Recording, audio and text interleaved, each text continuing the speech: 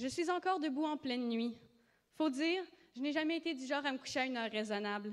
À l'adolescence, quand le sommeil était le plus nécessaire, je jouais à Pokémon dans mon lit jusqu'à tomber littéralement d'épuisement et à échapper ma console par terre.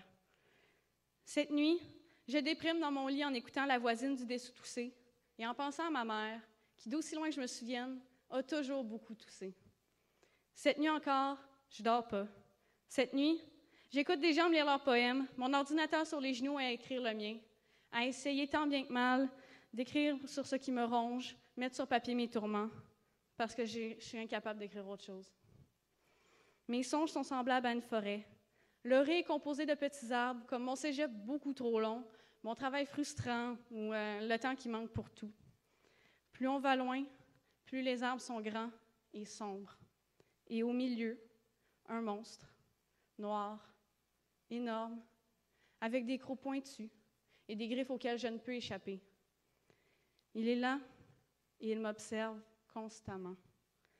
J'ai bien essayé de l'ignorer, mais mes blessures encore ouvertes m'empêchent d'oublier sa présence. Il est 2 heures du matin. J'entends quelqu'un crier dehors. Il pleure comme je n'ai jamais entendu un homme pleurer. Je frissonne tant ses cris semblent être une accumulation de toute sa douleur en appel à l'aide. Sa voix résonne entre les habitations de ma rue, traverse ma fenêtre. Ses amis essaient tant bien que mal de le rassurer. Moi, j'entrouvre la porte de ma galerie et je m'assois. J'écoute et me mets à pleurer avec lui.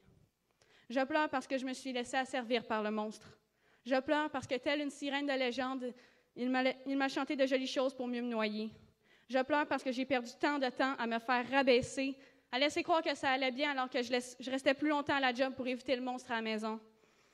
Je pleure parce que je me suis laissée violer pour lui faire plaisir, pour calmer ses ardeurs. Je pleure parce que j'ai eu de la difficulté à marcher tant mon entrejambe me faisait mal. Je pleure parce qu'aujourd'hui, je ne fais plus la vaisselle de peur qu'un homme me prenne les seins par surprise.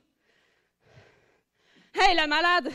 Toi qui penses qu'une femme, c'est un vagin sur pattes censé s'ouvrir sur commande comme une porte de garage, c'est pas normal de mettre ton appétit sexuel au même niveau que manger, respirer et dormir. C'est pas normal de m'empêcher de mettre du rouge à lèvres parce que ça te turn off. C'est pas normal de me comparer à une chienne qui a toujours envie de se faire caresser. C'est pas normal de trouver ça drôle que le locataire du haut monte la musique pour éviter de m'entendre hurler de douleur. C'est pas normal. Ce soir, je pense à ma petite cousine qui est née cette semaine. Un petit bébé neuf qui a toute sa vie devant elle. Un jour, elle deviendra une femme, comme moi. Et j'espère que les seuls monstres qui l'hanteront seront sous son lit et non dedans.